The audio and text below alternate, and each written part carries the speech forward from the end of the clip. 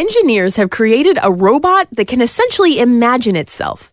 In late January, a robot modeled itself without prior knowledge of physics or its shape, and the Columbia researchers behind this believe it's a necessary next step in AI development. The robots are becoming self-aware. I mean, yeah, that's pretty much what this is. This actually literally is happening.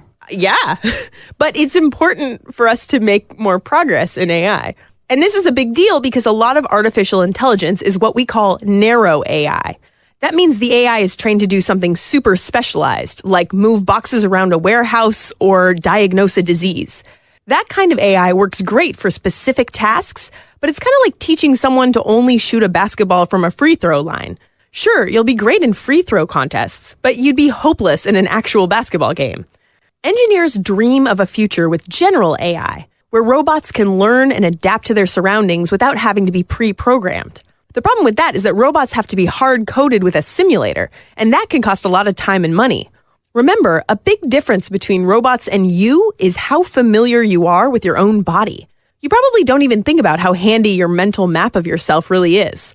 I mean, you can do a lot of things with your eyes closed, and your brain is constantly updating its model of you in case you break a bone or lose weight or grow taller.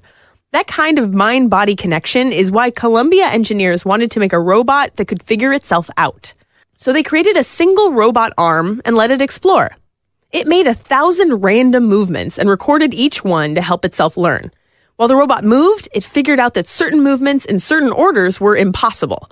With every success and failure, it learned what it could and couldn't do.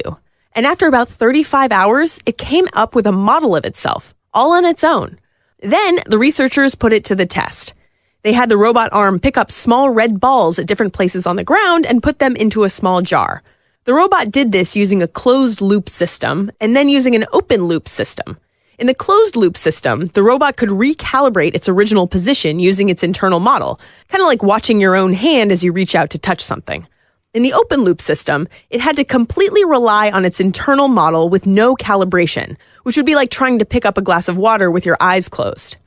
The robot had a 100% success rate in the closed-loop test and a 44% success rate with the open-loop test.